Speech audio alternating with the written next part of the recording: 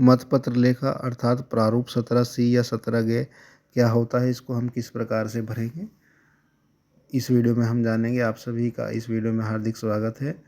सबसे पहले हम भाग 1 रिकॉर्ड किए गए मतों का जो लेखा होता है उसको भरने के लिए अपना जो मध्य स्थल होता है, निर्वाचन क्षेत्र होता है, लोकसभा निर्वाचन क्षेत्र होता है, मतदान केंद्र की संख्या आदि होती है, उसको भर लेते हैं। उसके उपरांत हम अपने जो कंट्रोल यूनिट होती है, मतदान केंद्र पर जो बैलेट यूनिट आपको प्राप्त होती है, वीवीपैट प्राप्त होती है, उसका नंबर हम निर्धारित स्थान पर डाल लेते हैं।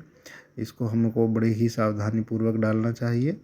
जो हमारा मतपत्र लेखा होता है, अगर हम उसके उद्देश्य की बात करें तो मतदाता रजिस्टर 17A जो कि द्वितीय मतदान अधिकारी के पास में होता है, उसमें प्रविष्ट मतदाताओं की जो संख्या होती है, साथ ही वोटिंग मशीन में रिकॉर्ड किए गए कुल मतों में से वास्तविक मतों की संख्या में समानता होने से संबंधित होता है। अर्थात मतपत्र लेखा का उद्देश्य होता है कि जो ईवीएम में वोट डाली गई है तथा मतदाता रजिस्टर 17A में जो प्रविष्ट मतदाताओं का विवरण है उसमें समानता होनी चाहिए। लेकिन कुछ मत या मतदाताओं का विवरण ऐसा होता है जिसको कि हमको वास्तविक जो मतदान या मतदाताओं की संख्या होती है, मतदान करने वाले मतदाताओं की संख्या होती है, उसको ज्ञात करने के लिए कुल प्रविष्टियों में से घटाना होता है। तो इस वीडियो में हम इसी विषय में बात करेंगे।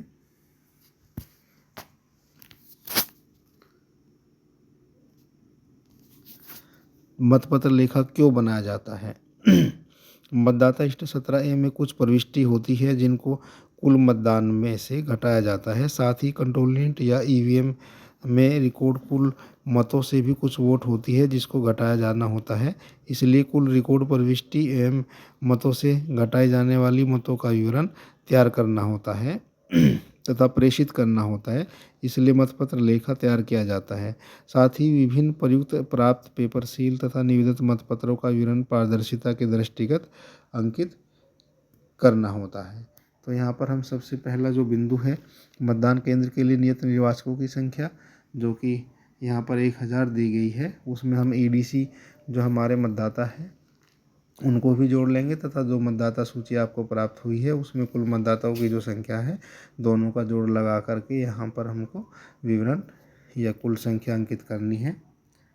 दूसरे नंबर पर आता है मतदाता रजिस्टर अर्थात प्रारूप 17A द्वितीय मतदान अधिकारी के पास में जो रजिस्टर होता है उसमें कुल जो मतदाता है उनकी संख्या कितनी है उसका विवरण हमको यहाँ पर भरना है, जिसकी संख्या 875 यहाँ पर दी गई है। अर्थात 875 मतदाताओं की प्रविष्टि मतदान अधिकारी द्वितीय द्वारा 17A रजिस्टर में की गई है। तो यहाँ पर उनकी संख्या टोटल योग यहाँ पर हम लिख देंगे। तो अब बात करते हैं पॉइंट नंबर 3 पर, अर्थात 49O के अधीन मत रिकॉर्ड नहीं करने वाले ऐसे मतदाता जिनकी प्रविष्टि 17A रजिस्टर में हो गई थी लेकिन उन्होंने मत डालने से मना कर दिया, उनकी संख्या यहाँ पर हमको लिखनी है। उनकी संख्या यहाँ पर जैसे कि उदाहरण स्वरूप 1 दी गई है वो हमने यहाँ पर अंकित कर दी है।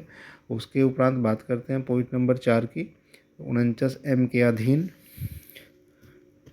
मतदान के लिए अनुज्ञान नहीं किए गए मतदाताओं की संख्या, अर्थात ऐसे मतदाता जिनको वोट डालने की अनुमति नहीं दी गई है पीठासीन अधिकारी के द्वारा, उन्होंने किसी नियम का उल्लंघन किया होगा, तो उनकी संख्या यहाँ पर पॉइंट नंबर 4 में हमको अंकित कर देनी है। यहाँ पर पॉइंट नंबर 4 में ऐसे मतदाताओं की संख्या 1 दर्शाई गई है, तो हम यहाँ पर उसको 1 अंकित कर लेंगे। यहाँ पर जो विवरण दिया गया है वह उदाहरण स्वरूप दिया गया है। आपको अपने मतदान केंद्र की वास्तविक जो आंकड़ा है वो ही यहाँ पर अपने मतपत्र लेखा में आपको भरना है। तो यहाँ पर हम पॉइंट नंबर 4 में हमने 1 मतदाता का विवरण अंकित कर दिया है, संख्या अंकित कर दी है। अब बात करते हैं नियम नंबर 5, पॉइंट नंबर 5, नियम 49MA-D के तहत रिकॉर्ड किए गए परीक्षण मतों को घटाने की आवश्यकता काउंटिंग के समय पर होगी। अर्थात अगर कोई परीक्षण मत आपके मतदान केंद्र पर डाला गया है तो उसका विवरण आपको यहाँ पर अंकित करना है, क्योंकि वह काउंटिंग के समय परीक्षण मत घटाया जाएगा। तो कुल कितनी संख्या है वो यहाँ पर हम अंकित करेंगे तथा प्रारूप 17A में मतदाताओं की जो क्रम संख्या है, अर्थात जिस मतदाता ने परीक्षण वोट डाला है उसका मतदाता रजिस्टर 17A में क्या क्रमांक है वो भी हमको अंकित करना है। साथ ही अभ्यर्थी जिसके लिए परीक्षण मत डाला गया है वोटिंग मशीन में अर्थात बैलेट यूनिट में उसका क्रमांक क्या है और अभ्यर्थी का यानी प्रत्याशी का नाम क्या है जिसके पक्ष में परीक्षण वोट डाला गया है। तो यहाँ पर हम पॉइंट नंबर 5 में परीक्षण मत से संबंधित परीक्षण वोट से संबंधित संपूर्ण विवरण अंकित करेंगे ताकि काउंटिंग के समय काउंटिंग करने वाले अधिकारियों के पास में डाटा उपलब्ध रहे। अब बात करते हैं पॉइंट नंबर 6 की।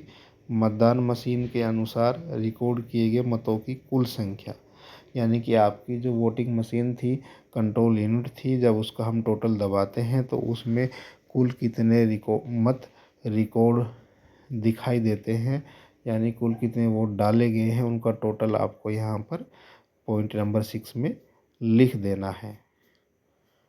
अब बात करते हैं पॉइंट नंबर 7 की, जो कि बड़ा ही महत्वपूर्ण पॉइंट है और जो हमारा मतपत्र लेखा होता है, अगर पॉइंट नंबर 7 की गणना सही है, त्रुटि रहित है, तो हमारा जो मतपत्र लेखा होता है वह सही हो जाएगा।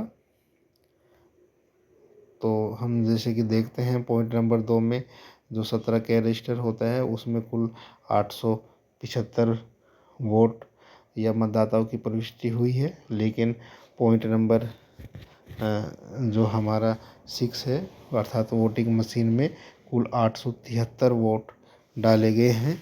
तो इनका अंतर हमको यहाँ पर पॉइंट नंबर 7 में निकालना है।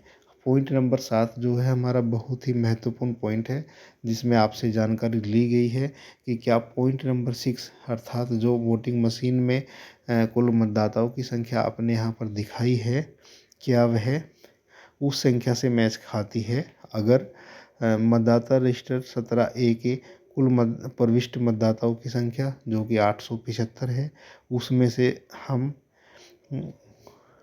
पॉइंट नंबर 3 के जो मतदाता है अर्थात मत रिकॉर्ड नहीं करने का जो निश्चय जिन मतदाताओं ने किया है उसकी संख्या को घटा दे। साथ ही पॉइंट नंबर 4 के अंतर्गत 49M के अधीन मतदान के लिए परमिशन जिनको पीठासीन अधिकारी के द्वारा नहीं दी गई है, मतदान के लिए अनुज्ञान नहीं किए गए हैं, उन मतदाताओं की संख्या को भी घटा दे। तो जो शेष बचेगा क्या वह पॉइंट नंबर 6 से मैच खाता है। अगर वह मैच खाता है, हमारा दोनों का आंकड़ा या संख्या मेल खाती है, तो हमारा जो मतपत्र लेखा है वह सही हो गया है। तो यहाँ पर जैसे कि 875 में से हम -1 करते हैं, पुनः -1 करते हैं, तो इस प्रकार से हमारे पास में 873 जो मतदाता है मतदान करने वाले उनकी संख्या प्राप्त होती है और वही संख्या हमारी जो ईवीएम थी या वोटिंग मशीन थी उसके कुल योग से मेल खा रही है। वहाँ पर भी 873 मतदाताओं ने मतदान किया है। तो इस प्रकार से 6 = 2 - 3 - 4 का जो फॉर्मूला है वो यहाँ पर सही बैठ रहा है और हमारा मतपत्र लेखा सही हो गया है। अब बात करते हैं नियम 49 MED के तहत रिकॉर्ड किए गए परीक्षण मतों को घटाने की आवश्यकता होगी। वो हमको सिर्फ यहाँ पर विवरण दर्ज करना है, उनकी आवश्यकता काउंटिंग के समय पर होगी कि कुल कितने संख्या थी जिनका विवरण आपने अंकित किया, मतदाता रजिस्टर में उसका क्रमांक क्या है, साथ ही किस प्रत्याशी को वोट डाला गया, प्रत्याशी का क्रमांक क्या है, ये विवरण वहाँ पर आपको अंकित करना है पॉइंट नंबर 5 में। अब बात करते हैं पॉइंट नंबर 8 में। जो निविदित मतपत्र है वो आपको कुल कितने प्राप्त हुए, उनका क्रमांक कितने से कितने तक था वो आपको अंकित कर देना है। साथ ही निर्वाचकों को जारी किए गए जो मतपत्र होते हैं उनका विवरण उनकी संख्या अंकित करनी है, साथ ही उनका क्रमांक भी आपको अंकित करना है। और उसके उपरांत जो अप्रयुक्त निविदा मतपत्र है उनकी संख्या कितनी है और उनका क्रमांक किस क्रमांक से किस क्रमांक तक है, वो विवरण भी आपको इस टेबल में अंकित कर देना है। तो इस प्रकार से आप निविदा मतपत्र का संपूर्ण विवरण यहाँ पर अंकित कर देंगे। निविदा मतपत्र जो होते हैं हमको अंतिम क्रमांक से यूज़ करने चाहिए। तो अब नेक्स्ट पॉइंट पर आते हैं। जो आपको पेपर सील प्राप्त हुई है उनका विवरण आपको यहाँ पर अंकित करना है कि कुल आपको कितनी पेपर सील यहाँ पर प्राप्त हुई थी। जैसे कि यहाँ पर आपको दिखाया गया है, उदाहरण स्वरूप यहाँ पर इनको 3 पेपर सील प्राप्त हुई है। किस क्रमांक से किस क्रमांक तक हुई वो विवरण आपको अंकित करना है। उसके उपरांत आपने कितनी पेपर सील प्रयुक्त की उनकी संख्या तथा उनका क्रमांक अंकित करना है। और उसके उपरांत रिटर्निंग अधिकारी को आपने कितनी अप्रयुक्त पेपर सील वापस की उनकी संख्या एवं नाम अंकित करना है। अगर आपसे कोई पेपर सील क्षतिग्रस्त हो गई है तो उसका विवरण आपको पॉइंट नंबर 4 में अंकित करना है, उसकी संख्या अंकित करनी है और उसका क्रमांक भी आपको अंकित करना है। तो इस प्रकार से आप जो पेपर सील होगी उनका विवरण अंकित करेंगे, उनकी संख्याएँ अंकित करेंगे, कितना आपने प्राप्त किया, कितना किस नंबर का आपने किस नंबर तक प्राप्त किया, साथ ही कौन सी पेपर सील आपने प्रयोग की, कितनी पेपर सील प्रयोग की, उनका क्रमांक आदि विवरण आपको यहाँ पर अंकित करना है। साथ ही साइड में मतदान अभिकर्ताओं के हस्ताक्षर का स्पेस दिया गया है, यहाँ पर आपको मतदान अभिकर्ताओं के हस्ताक्षर कराने हैं और साथ ही नीचे स्थान और दिनांक डालना है और पीठासीन अधिकारी महोदय के हस्ताक्षर और मतदान केंद्र का क्रमांक यहाँ पर आपको अंकित करना है। आशा करते हैं कि आपको मतपत्र लेखा के विषय में अवश्य ही नवीन जानकारी प्राप्त हुई होगी। वीडियो पसंद आए तो लाइक कर दें और शेयर भी कर दें और इस चैनल को आप सब्सक्राइब कर दें, क्योंकि इस चैनल पर आपको इस तरह की वीडियो मिलती रहेगी। चैनल पर आने के लिए आपका हार्दिक धन्यवाद। जय हिंद।